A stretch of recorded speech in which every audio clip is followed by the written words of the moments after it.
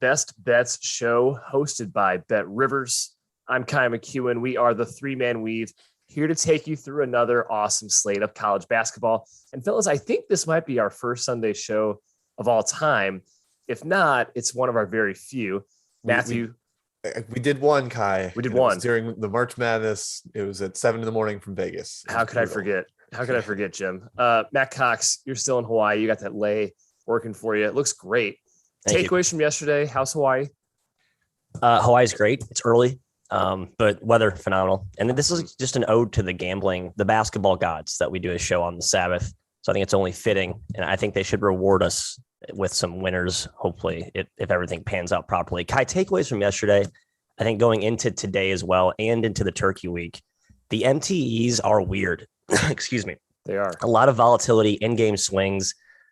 We saw some very frustrating, a few encouraging swings in our favor in the second halves, but mostly a lot of games that went against us. Just a lot of head-scratching, type of final scores and in-game wild ebbs and flows. Jim, I guess my point is this. The motivation for every team is vastly differs in these, especially like in the consolation bracket situations in these round-robin formats. I'm kind of treading lightly with these types of games. My advice to you would be look at those. If you can understand who might be more motivated, then you have an edge, but it's tough to dig into. So I don't know. I'm just kind of scared, Jim. I'm shook. That's where I'm at. Specifically advice to me is what you're saying? No, to all of us. To all of us, Jim. I thought you were directing that. I don't want to single out an individual. Down, no. All right.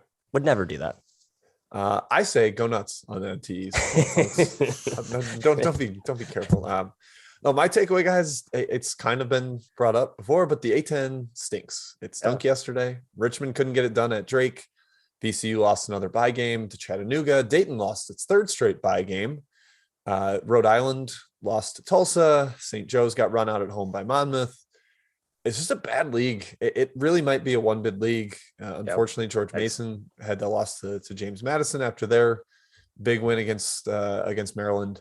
I'm concerned about the A10, but the crown jewel of the A10, Kai St. Bonaventure, could get a huge one today, and that is a game we will discuss. We will indeed, Jim. And I will do one more takeaway, and then we'll segue into our first game. Purdue, North Carolina was fun yesterday. That was a treat to watch. The 9-point margin at the end of the game wasn't indicative of how just kind of back and forth it was. Purdue pretty much controlled it the whole way, but UNC was feisty. Just a fun game to watch. Lots of scoring. We always love that. Villanova, on the other hand, just demolished Tennessee. That was not even a good game to watch, and I was disappointed at noon to see such a blowout. But anyways, let's go right into the show with Villanova and Purdue, the two winners of those games. Matt, game of the year. What? I think it might be. Both teams super impressive. I just talked about Nova eviscerated Tennessee. Purdue looked pretty comfortable against UNC. Any leans in this game? I think it's 2.5 right now. Purdue favored by 2.5. Oh, it's up to 3 at BetRivers. Purdue -3. What do you think? I think the proper line was right in between where it opened and where it is currently. So I think that there's some, you can go back and forth on, is the smart money smart here, Jim? I think the main takeaway for me was Villanova against Tennessee. We talked about the under on yesterday's show, and the, I guess, undetected component of both sides of the ball was Villanova's defense and how good it was. I think that showed out yesterday. Yes, the Vols offense can help defenses look very good. So let's be honest about that. And this is a different type of test for an awesome Nova defense, which if there's one weakness, at least that we think, it's up front in the middle. Eric Dixon will have to put his big boy shorts on. Jim, you watched these games more closely yesterday. What are you looking at from a matchup perspective? The post matchup, I think, is huge. Purdue is at the third highest rate in the country for synergy on post-ups, including passes. They can just run at you in waves with Williams and Edey. Villanova is going to have to really pressure the ball. That's something they've done. They've kind of pushed out on teams a little bit more to compensate for their lack of interior strength. They're going to have to double. They're going to have to rotate, which is something we've seen them do. They are fully capable of flying around and making disciplined rotations, but Purdue will punish you if you have even the slightest mistake. I mean, we saw Stefanovic go off yesterday, close to a career high. I think he got. So if you're not super sharp defensively, and one day after having a fantastic performance, perhaps they will be, but That is a concern. I'm curious to see how that works out. But on the other end, you have an edge. Like you're going to be able to put Edey in space. You're going to be able to put Williams in space. Like that is they're fully capable of that. Dixon is pretty mobile. I'm curious to see how Purdue defends Villanova, because it's easy to think about the size, and that's like where your head first goes. But the spread out nature on the other end is definitely an advantage for Nova. Kai, quick question before you analyze this. Is this game of the year over Gonzaga UCLA coming next day in a mere 2 days? Actually, game of the year so far. Okay, I'll say that. Hey, if we can have a new game of the year every couple days, I'm in for that. That's great. Yeah, I agree with spacing. Villanova is going to space Purdue out. UNC did it. They hit 12 for 29 from three. They were getting good looks. I think they kind of showed the blueprint to spacing, and Villanova does it even better than UNC. But like Matt said, like you mentioned, the inside is where Nova just doesn't really have an answer to guard Williams or Edey. You're right. It's going to have to come from the perimeter. I like Villanova's wings a lot better than UNC's wings defensively. I think Stefanovic is going to have a harder time getting shots off against the likes of Justin Moore, Jermaine Samuels, Slater, Daniels. The list goes on and on. Slater's a monster. Yeah. Put him on Stefanovic. I don't think he's hitting 5 or 6 threes, whatever he hit yesterday. So I actually like Villanova here at +3, leaning that way. Purdue's the real deal for sure, but just a tad too many points for me. Leading Cats. Go Cats. One more little tip. I think I might recommend the under. We talk about those matchups. Colin Gillespie, we were just enthralled by his ability to post up. We've seen him do that more and more, especially yesterday. It was very much featured in their offense. But man, posting up Jaden Ivey in the length that Purdue has, I'm not sure that's going to go as well. So I don't know. I go back and forth between the cat and mouse stylistic clashes. Does it bode well for the defense or the offense? I tend to think the defense has the bigger advantage. And so I think this could be another rock fight-esque game. I don't know. They're too efficient, man. I'll build off that though. I think you need to keep Purdue out of transition, which feels really weird to say, but like there was a 9 this year they've been excellent. Yeah. 9-point run yesterday where Jaden Ivey had 2 assists for threes and then an and one. He's just a lightning bolt when he gets going in transition. And Villanova is awesome at taking that away. I think they really try to turn this into a half-court game. And while Purdue's size will certainly show up in that element, it's better than letting them get out and run and get open threes. So I'm kind of with you, Matt, leaning towards the under. All right, next game, Michigan versus Arizona. Our buddy Jim Root is going to be in the building at the Roman main event in Las Vegas. Jim, are you surprised at the line? Odds makers giving Arizona a lot of respect here. It's +3 right now, Arizona. KenPom has it at 6, and it opened around 3 or 4. I think Zona's the real deal. I really do, but I'm surprised the discrepancy we're seeing between KenPom and odds makers on this particular game. I'm surprised and bummed because Kai, I like was sitting at the first day Roman main event and added a future on Arizona at 95-1 because they looked awesome. They're huge. They've got talent. They just didn't shoot the ball that well. So that score looked really close and they were kind of sloppy handling the ball against Wichita's pressure. But I think they're the real deal too. I saw a stat today as I was researching for the show. Michigan is 31-12 against the spread over the last 5 years on neutral courts, which is insane. 9-3 under Juwan Howard. So if you want to just narrow it down to Howard's time, but I'm not really buying that as like a super big indicator. I did want to see this at 5. Kai would have taken Arizona up there, but the odds makers were like, boom, 3. This is where it belongs. We're disregarding the analytics. We've seen the same games you have. Unfortunately, Matt, we don't get to see that number that we were hoping for. Yep, 5 was the magic number I wrote down, and of course they opened 4.5 smartly, and then even some big money came in and pushed it down to 3.5. So if it was 4, I might give it as an official show play. I love Arizona. I think we look back at this game in a month or two, and we said if these two teams played again, we'd make it a pick. Arizona was mighty impressive. If it weren't for Dicey, I think Arizona is the real deal. And okay, Kai doesn't agree. We will archive this and we will bring receipts back in January. But here's my take. I mean, Wichita State should have lost by 25 without Tyson Etienne's like otherworldly circus shot making. That game was going to be a runaway. And Michigan has some cracks. I think their backcourt has not been as solid and stable as I would have hoped. Yeah, that's a minor nitpick, I know, and it's tough to get in a trance over Diabate and how good he's been. But man, I think he was incredible on Friday. Incredible. Now, Kai, and I guess the counter to that is Arizona's backcourt isn't some prolific, dynamic juggernaut either. It's been rock solid, but I think these two teams are actually very similar in nature, and I think the talent stacks up, the size stacks up. So if you look at it from that angle, you could argue there's some value on Arizona, even at the current number, but it's just too low. I can't endorse it at 3.5. If you're calling a pick, you have to think Arizona's a top 5 team. And I can't get there quite yet. I think they're really, really good and could be top 15 good right now, but top 5's maybe a bridge too far. However, I do lean towards Arizona in this game because, Matt, you mentioned a little bit their size. Koloko, Tubelis, Ballo. I mean, that's a lot of guys you can throw at Dickinson. Shut him down. Michigan has a lot harder time to score. On the other end, Arizona's facing by far the best defense they've seen this year. Wichita usually has a good defense, but like you guys said, they kind of toyed with Wichita that entire game. And they're just, Wichita's just small, man. Unfortunately, but they are. Arizona leads the country in assist rate. They've been moving the ball excellent. Some guy, Jack Stone, asked in the chat, do we like Tommy Lloyd? We love Tommy Lloyd. Yes. Love Tommy Lloyd. He's incredible. He's going to raise his program up to, well, I guess heights they've been to before, say back up to the heights. Yeah. I do think Arizona gets the cover here. I'm leaning towards the Cats. So Matt, 2 Cats. Matt, I'm surprised if you think it's going to be pick in a couple weeks that you think 3.5 is too high. I guess I want to see it. Sorry, too low. I guess it's just like a suspicion. And I still watched Michigan against Buffalo. And that first half in particular is what really oh crap, Michigan may still have that gear. I don't know. We'll see. We will see. All right, let's go to the Charleston Classic Championship. St. Bonaventure versus Marquette. Marquette has won 3 straight games as a dog. They've won three straight outright as an underdog, Matthew Cox. The Bonnies came back from down 14 points with 13 minutes to go to beat Clemson. Incredible comeback by them. Maybe a little defensive battle today. Maybe a little slower pace if the Bonnies can control the tempo, Matt. Who do you like in this game? This one's down, by the way, to 3.5, I think. I think it was open around 5.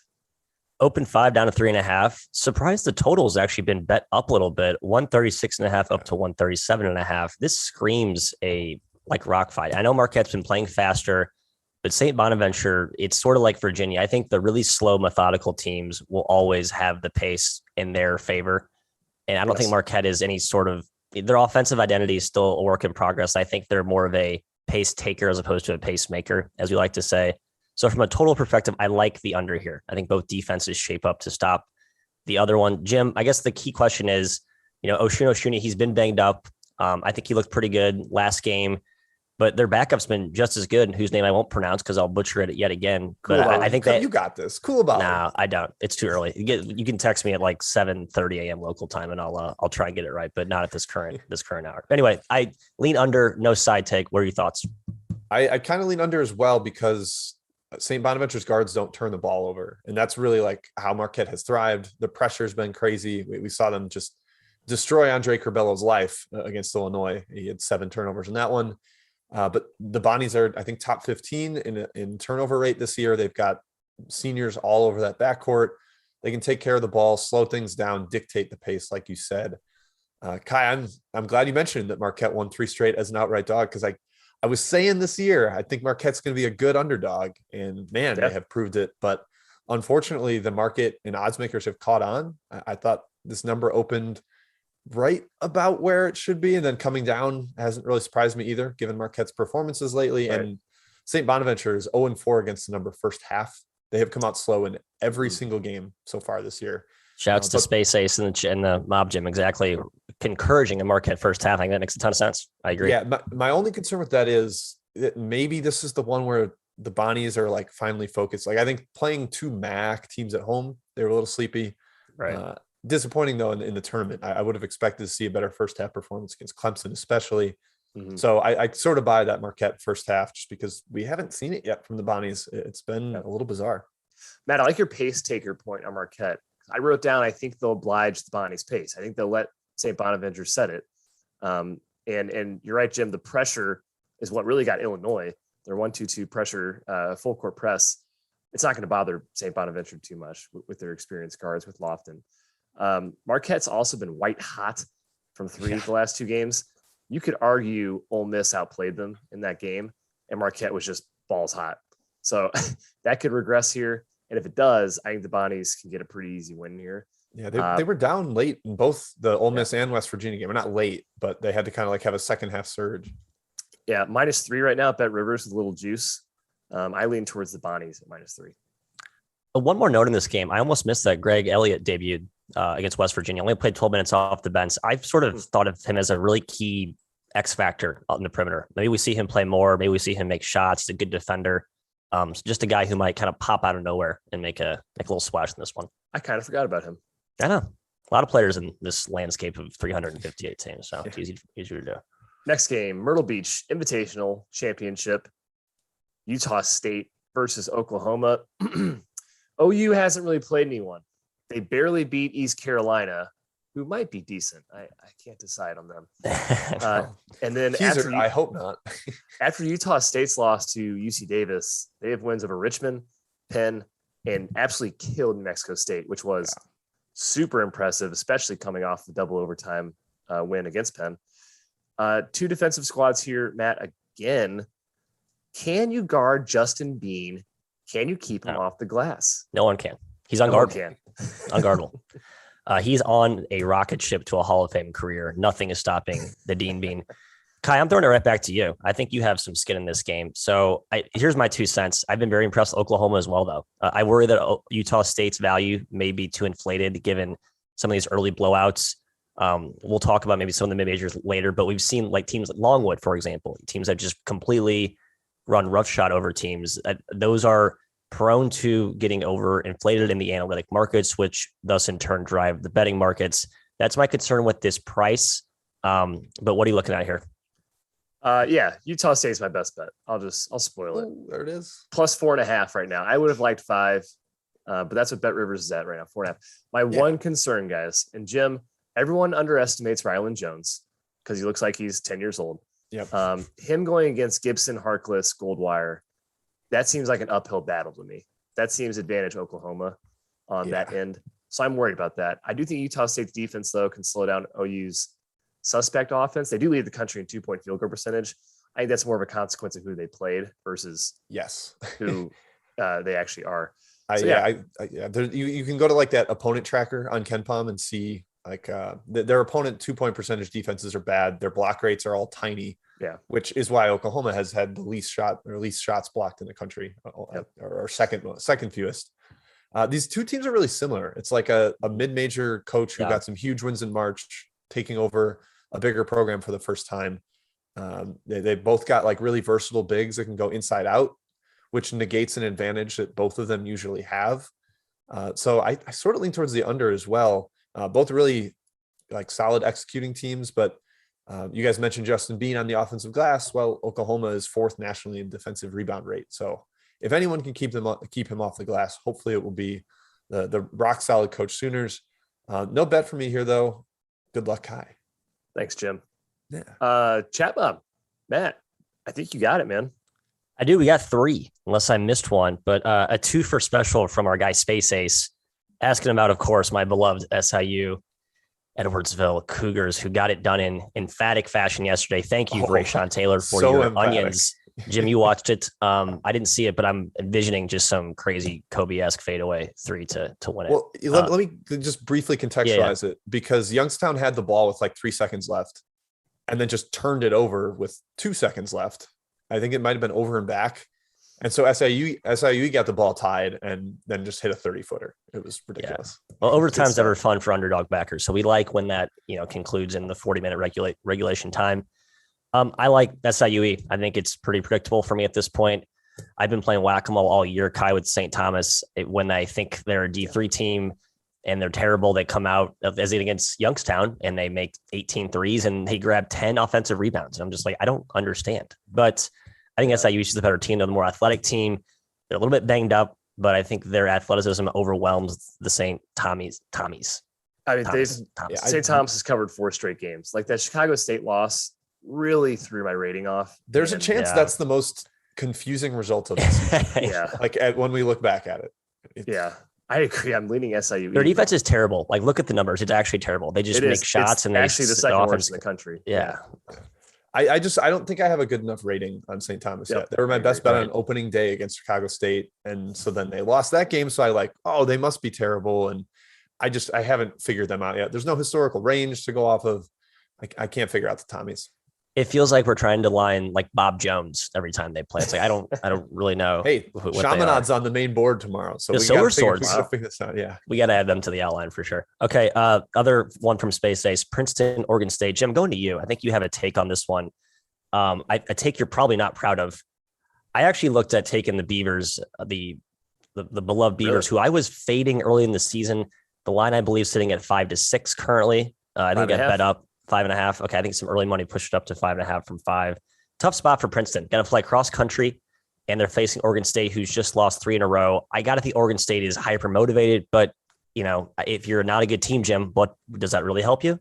Yeah, I've been against Oregon State like the last 2 or 3 games. Like I had Samford for that outright win. That was great. Yeah, I did too. But I don't recommend anything over 5 here. I made this a little higher and liked Oregon State at that 4.5, but over 5, I would probably recommend staying away. I think under is probably a decent play too.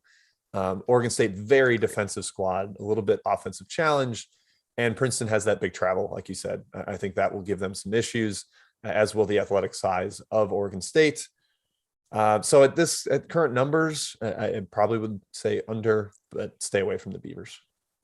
All right, last one here, and I'll holster the final batch for the end of this show. Kai, you mentioned East Carolina in terms of a team that we don't really know if they're good or if they're not good. They were hurt to start the year. They got Felton, one of their key guards, back recently. Still no Winston Tabbs yet, but they've been playing very well without him. They're playing Davidson. Adam wants to know what our take is on this one. I see the current price has been bet up to 5. Davidson laying 5.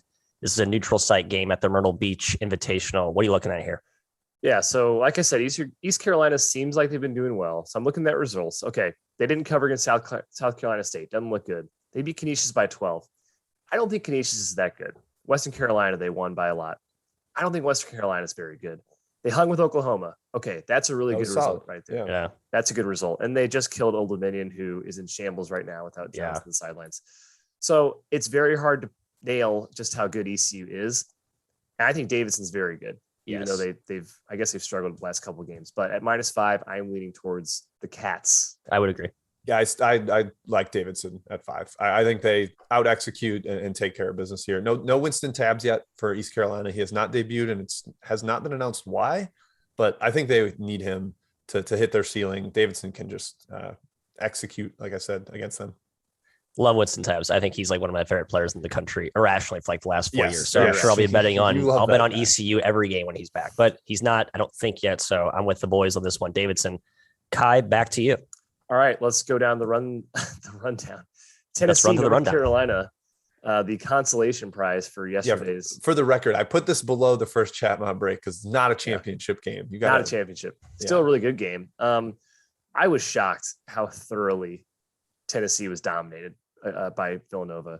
They scored 0.78 points per possession, and they had 18 turnovers. And it was way worse than that in the first half. They probably scored like 0.5 in the first half. Jim, I still think Tennessee's a top 10 caliber team. They can get there. But I was pretty impressed with UNC. Like I said earlier, that wasn't a 9-point game against Purdue, who could be a top 3 team in the country. They showed me a little bit something in that game. Do you have a lean in this one? I go back and forth on Carolina because their defense is bad. Like it's bad. It's over 100th in KenPom, and it belongs there. A very nice salve for what ails Tennessee right now. Their offense needed a bounce back performance, and I think they can get it against North Carolina's defense. Yesterday, I sort of agree. Like it was close for most of the way, but the final margin was 9. UNC had 2 banked in threes during the game. They did. That certainly matters a little bit. It was weird. I had a hard time evaluating that one in terms of rating for each team. So I'm kind of staying away here as well. I don't have a strong take in terms of what the tempo will be. So I don't have a total. And then, I'm not sure with Carolina yet. So nothing for me yet here, Matt. Are you back in your Vols against the Heels? I wanted to. It's similar to the Arizona match we talked about earlier, where I was hoping to get a higher number, but opened 4.5, and it's been bet down to 3. So, Kai, sorry, nothing profound here. Just going to be a stay away. I'm looking for the Vols to finally back up my excessive love and praise, especially on the offensive end, where some of those old demons continue to pop up. I think Chandler and Vescovy, not Vescovy, SV. So, our boy Boog, lecturing us, which I appreciate. Love you, Boog. I think they're going to play better. I'm convinced Tennessee will figure out the offensive trials and tribulations. but you're going to have some of the episodes like we saw yesterday. It's just part of that's kind of the Rick Barnes path, I think, on offense at least. It's curious. I go slightly the opposite way is Tennessee's offense can't exploit UNC's defense. And I'm more so playing with that angle, thinking, all right, UNC is not going to get burned on that end of the floor. And I know they can score even against Tennessee's defense, which is very, very good. I actually lean towards the Tar Heels. Leaky Black missed last game. I'm not sure if he really matters that much, but it is another piece on the wing. He's big. Kai, they're your Tar Heels this year. They're your Tar Heels. They are. I know. I have to put my money. I don't think they're outside the top 50. So that's by definition value. So I lean UNC in this game. All right. Utah, Tulsa, Sunshine Slam Championship. It sucks to bet on Tulsa, Matt, but it worked out yesterday. In fact, it's worked out 2 games in a row because they've won 2 outright underdog winners. They have 2 outright dog winners. Utah extended late yesterday against Boston College, but kind of a battle. Maybe not a great sign. Your boy Craig Smith, Jim's boy Frank Haith. What do you like, Matt? Here's what I do like. I don't like Frank Haith is not my boy. I take that back. I have no comment on that. Here's what I do. Here's what I will comment on. I like looking at Tulsa as a team that is playing well, Kai, and teams are actually making shots against them. You look at their opposing 3-point percentage, 37.6%. That's 290th in the country. So teams are actually cashing in on their open looks, which is always sort of that's how that defense is. It goes with the opposing shot making. The zone will allow you to take shots. If you can make them, you have a chance to beat them. If you don't, you're in for a world of hurt. And they've actually defended pretty well despite teams making shots against them. All that is to say, I think there's actually some value still on Tulsa, even though we don't want to admit it. We don't like Frank Haith. They've been good the last 2 games. There's actually a little bit of value here, in my opinion, Jim, even though I love Craig Smith. I think the brilliance of that offense is somewhat negated again when you play zone. So I think that could throw a wrench in what looks to be a pretty well-oiled Utah offensive machine so far. Matt, I'll have you know that Utah torched Bethune-Cookman zone. So did they play zone the whole game? I didn't watch that game. No, it was like 15 possessions, but they destroyed it. They did sort of. Okay, well there you go. Obviously not an indicator of Tulsa's quality of zone. So I'm being mostly tongue in cheek there. I do think that's the concern. I love Utah this year, and I have been higher than the market on Tulsa. I've bet on them way more than I'd like to. So I made this line right about what it is. So I don't really see any value on either side. I'm just very curious to see what Utah does against a legitimate zone. Even though Tulsa has played more man, I think they're only at 17% zone per synergy. So we might actually see more man than we expect. Okay. Utah's offense, Matt, not quite well-oiled yet. 88th right now in efficiency, and they're 237th in turnover rate. I think there's still some kinks to be worked out, and that's understandable. They're very young. Yeah, it's been a lot of throw it up and let's chase it on the glass. That's our. And they have huge glass advantage against Tulsa, so that's obviously the way they're going to score here. I think Tulsa is going to make it ugly and force turnovers. So 5.5, that's very high to me. I lean towards Tulsa, even though I kind of hate betting on Frank Haith. Oh, that reminds me. Another lean towards the under for me here. I think it will be ugly and slow. So. Next game, Clemson, West Virginia, Charleston Classic, 3rd place game. Boy. Jim, I'm not sure West Virginia is 3 points better than Clemson. I'm not either. KenPom has it Clemson -1 and updated spread here. I think it's West Virginia -3. West Virginia hasn't looked crisp yet. And Bob Huggins, we know his frustrations with his Mountaineers so far. He's not pleased. He continues to not be pleased, and that scoring explosion they gave up to Marquette is only going to reinforce his anger. I think Clemson can slow this game down. They've basically turned every game into just like a concrete mixer of disgusting. And Matt, sneakily, West Virginia is not playing fast on offense. They're like 260th in average possession length. They're not really trying to get out and run. The only reason their games get up tempo at all is when their pressure eats into people. And I think Clemson's guards can do an okay enough job here. They got Dawes, they got Honor, 2 guys that can handle the ball. The concern for Clemson, though, is I think they've exploited teams with their versatile bigs. Hall and Tyson can step out and shoot. They can put the ball on the floor. And West Virginia has guys to match up with that. Like Osaboyan, Bridges, Cottrell. Those guys can move. They can get out in space and defend.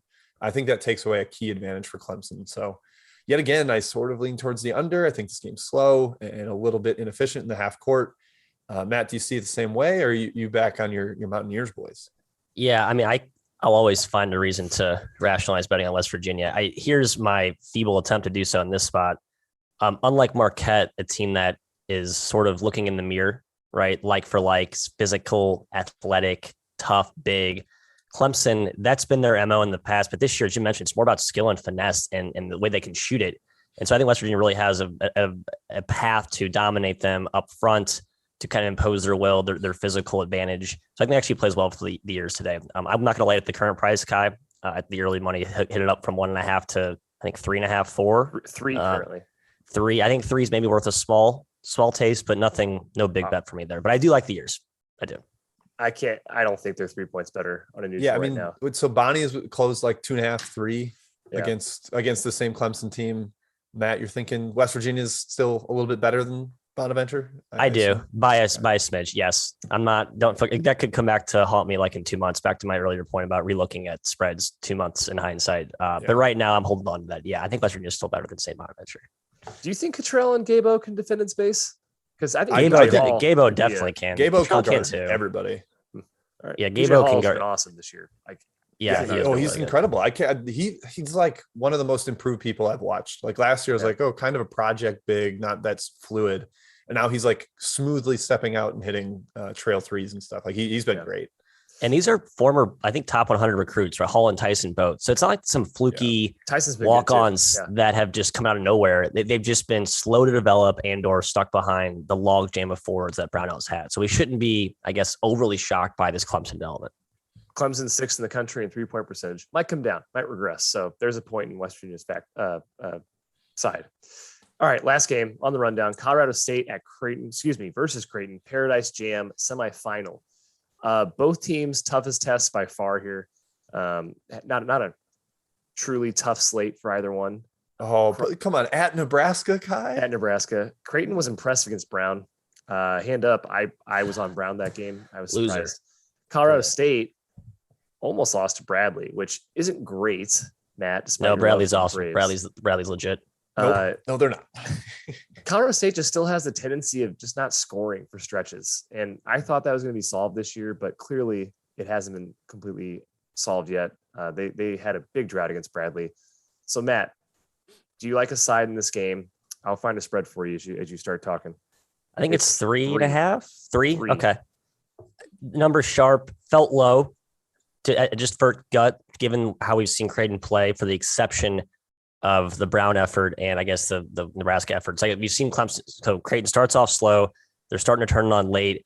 I think I'm still in the camp of Creighton has some weaknesses, some flaws that they need to iron out just with their offensive pecking order. But I mean, Nemhart's played really well, and those young guards are starting to really come into their own. They have Sharif Mitchell left. So I don't know, Jim. I go back and forth in my head on where I see Clemson. My gut tells me Colorado State's just the more Creighton. Sorry. My gut tells me Colorado State's the more complete team, that they should be favored by probably closer to 5 or 6. And I want to take them, but I have to respect what the Jays have done in the last 2. And so for that reason, I'll probably stay away. Yeah. I mean, it feels like the baby Blue Jays are growing up like quickly before our eyes. Like the first 2 games was like, wow, this team has some issues, but it might've been just really cold shooting. Like I think they were sub 20% from deep in their first 2 games. Now they're starting to make shots, and Kai, they continue to dominate the paint. Your boy Kalkbrenner, you slander. They are 11th nationally in 2-point percentage, 20th in 2-point percentage defense. So basically, like a massive chasm in the paint, and some of that is schedule for sure. But Kalkbrenner and Kaluma have been terrific. Mm-hmm. They just need to be able to guard Roddy. He basically single-handedly dragged them to that win over Bradley. He had like 15 straight points in the second half. It was just like the David Roddy show. And he's the wide body, he's skilled. He's a really smart cutter. Can the young bigs of Creighton handle that? We'll see. Yeah. I'm staying away from this one.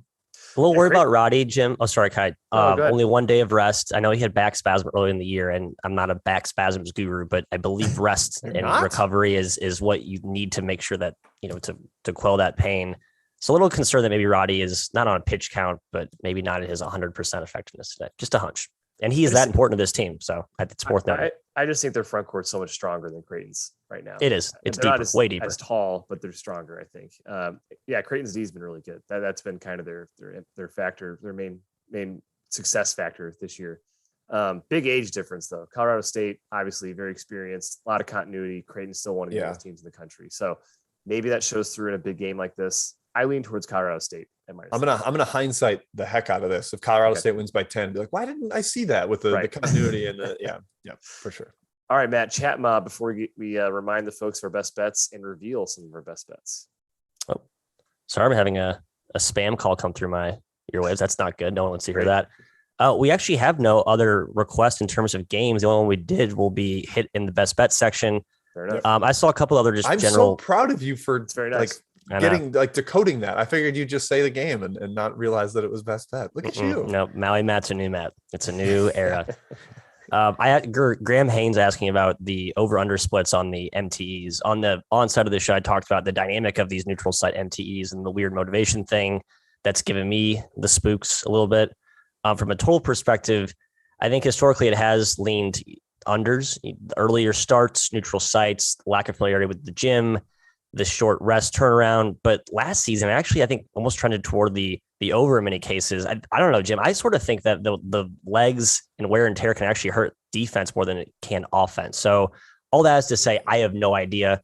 I think the pendulum's starting to swing back toward you have to attack it on a situational case by case basis as opposed to like a macro type of trend or sorts. Yeah, agreed on situational. The one thing I'd say is a lot of these games today, the Charleston and Myrtle Beach both skipped yesterday. So they're not playing back-to-backs. Like they had the day off, a little bit of R&R, although perhaps they were at the pool and clowning around. These college kids are crazy. If anyone was there, we need to know this. These are the reports we need from Chat Mob. So please get on this. Thank you. Yep. But yeah, best bets then. That's it. Yeah, best bets. Best bets it is. Matt, best bet. Actually, fittingly, just got a question from Kyle Sam about Ole Miss Boise under. I like Ole Miss. It's my best bet.